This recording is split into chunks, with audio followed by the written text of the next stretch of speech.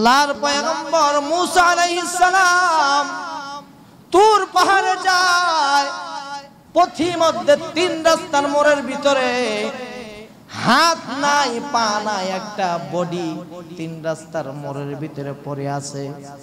আল্লাহর পয়গম্বর মুসা আলাইহিস সালামকে জিজ্ঞাসা করে, কালিমুল্লাহ, আপনি না আল্লাহর পয়গম্বর, আপনি না আপনার আল্লাহর সাথে কথা বলেন, বলেন তো দেখি আমার হাত নাই পা নাই, আমি যখন খাবার খাওয়ার জন্য মন চায় নিজের হাতে খাবার খেতে পারি না, আমি চলতে পারি না, কোনো মানুষের সাথে কোনো সঙ্গ দিতে পারি না, আমার এই বডিটা অসহায় একটা মানুষ তিন রাস্তার মোড়ের ভিতরে ফেলে রাখে, কেউ খাবার দিলে খাই, না দিলে না খাই, আমি রোদ্রে পুরি বৃষ্টিতে ভিজি কাদার ভিতরে পড়ে থাকি।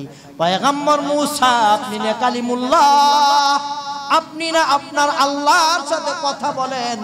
ও পয়গম্বর মুসা, আপনি আপনার আল্লাহর একটু জিজ্ঞেস করবেন, পয়গম্বর মুসা আমার এই বডিটা কি জন্য আল্লাহ। পয়গম্বর মুসা আলাইহিস সালাম কে বলে, আল্লাহর পয়গম্বর, ও কালিমুল্লাহ, আপনার উপাধি, আপনি আল্লাহর সাথে কথা বলেন।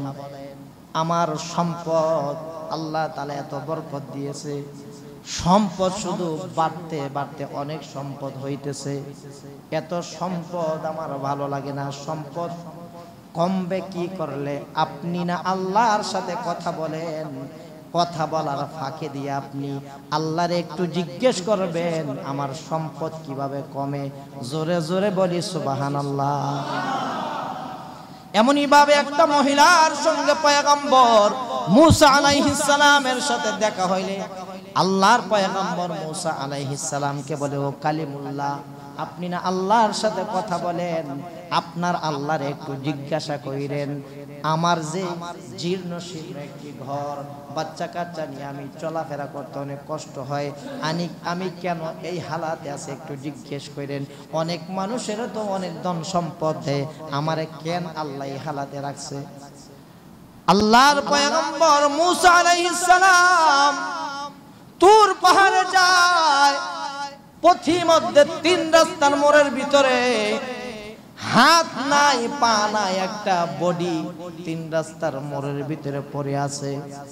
আল্লাহর পয়গম্বর মুসা আলাইহিস সালামকে জিজ্ঞাসা করে, কালিমুল্লাহ, আপনি না আল্লাহর পয়গম্বর, আপনি না আপনার আল্লাহর সাথে কথা বলেন, বলেন তো দেখি আমার হাত নাই পা নাই, আমি যখন খাবার খাওয়ার জন্য মন চায় নিজের হাতে খাবার খেতে পারি না, আমি চলতে পারি না, কোনো মানুষের সাথে কোনো সঙ্গ দিতে পারি না, আমার এই বডিটা অসহায় একটা মানুষ তিন রাস্তার মোড়ের ভিতরে ফেলে রাখে, কেউ খাবার দিলে খাই, না দিলে না খাই, আমি রোদ্রে পুরি বৃষ্টিতে ভিজি কাদার ভিতরে পড়ে থাকি।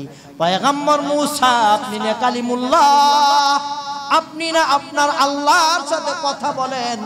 ও পয়গম্বর মুসা, আপনি আপনার আল্লাহর একটু জিজ্ঞেস করবেন, পয়গম্বর মুসা আমার এই বডিটা কি জন্য আল্লাহ বানাইছে?